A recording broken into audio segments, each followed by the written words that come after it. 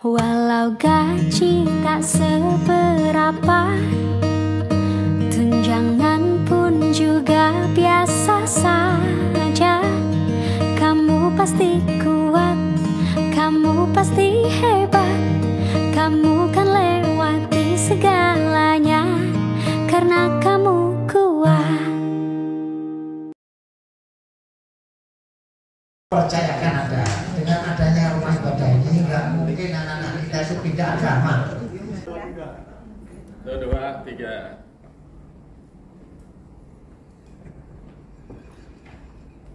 TikTok kan? Iya. Begitu. Ngapain itu? Mau diulangi? Nah, coba lagi. Mau pakai musik nggak, Bu? Geratul. Ini pilihannya apa nih, Pak? Oke. Sekarang yang mama ini. contohkan. Iya.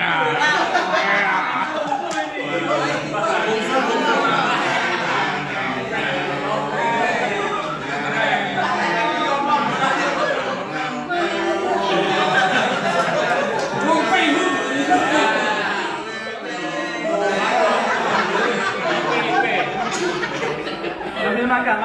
Nanya nih. Ambil mangga. Iya.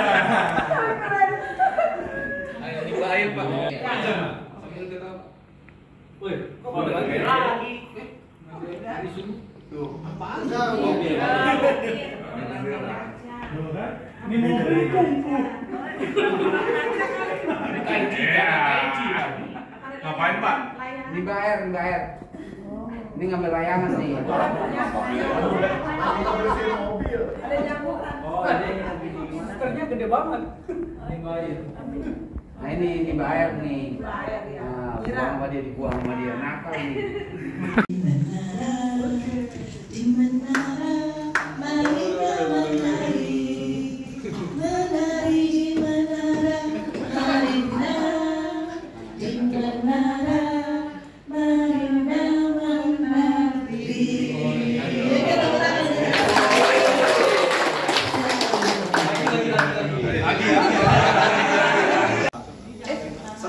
Jangan tepuk tangan.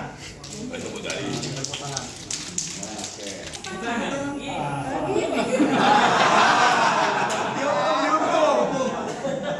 Bangor Bu emang ya. Kalau aku bilang jangan tepuk tangan, kalau aku bilang kita tepuk jari, kalau aku bilang kalau aku tepuk tangan, kalau aku tepuk jari, kalau kita tidak mau tepuk tangan. Sekian terima kasih.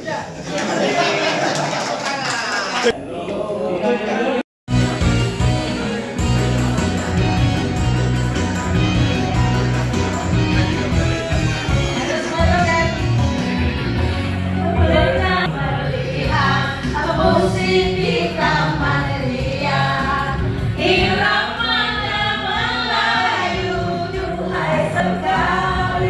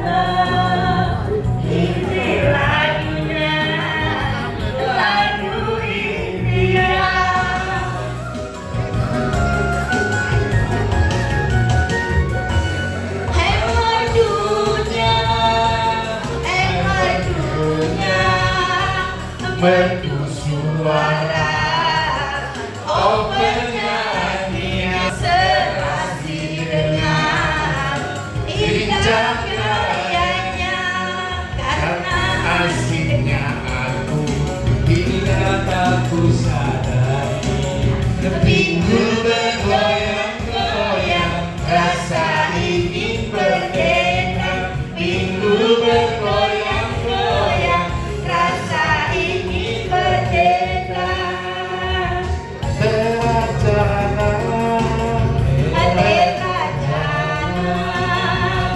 Ini lagunya, lagu India.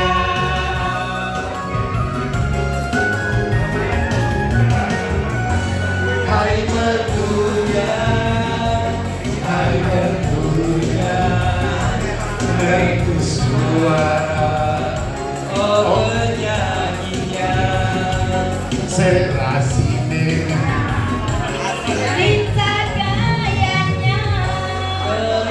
regulasinya. Terus saya perlu dipertegas, 90 ini radiusnya radius desa, radius kecamatan, atau radius kabupaten.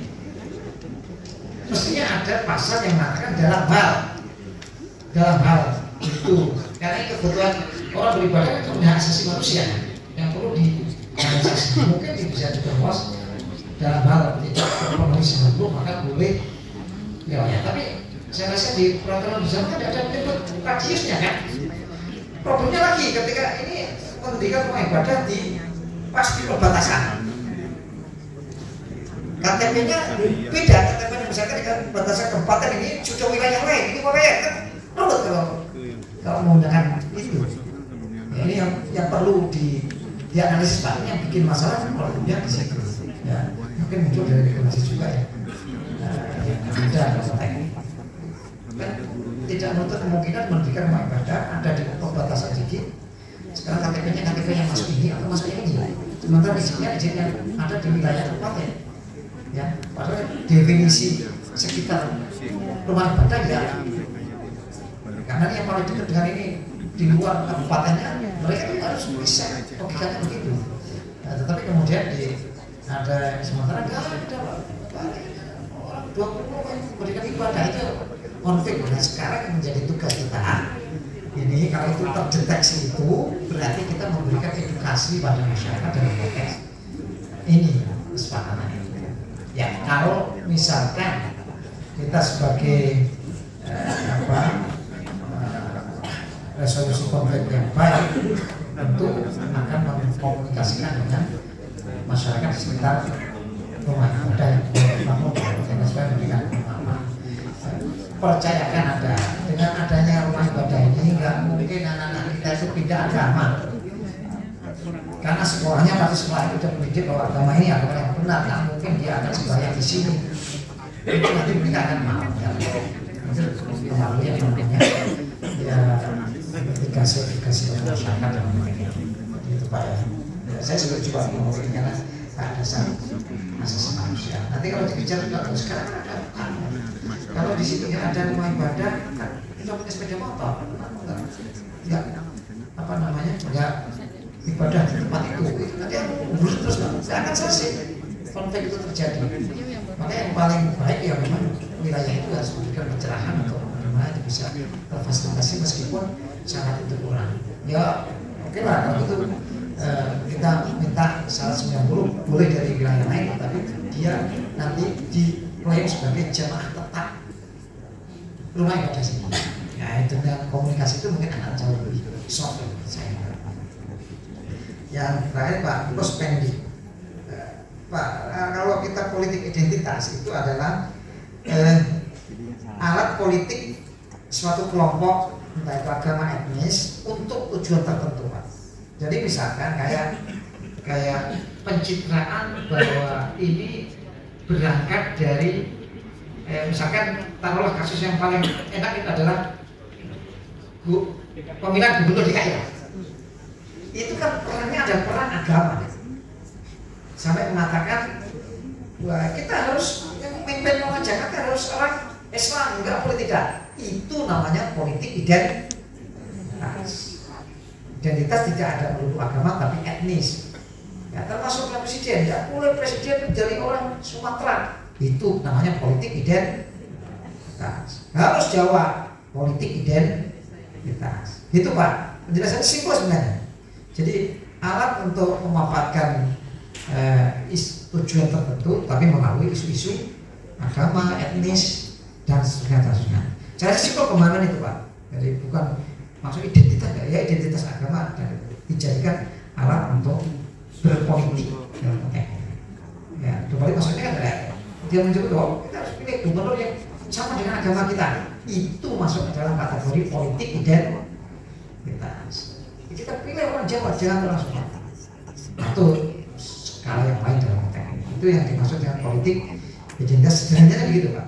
Ya, jadi itu bisa maknanya bisa banyak lah. Ya, bisa mendalam. Saya demikian Pak. Mas Tobi. Oke,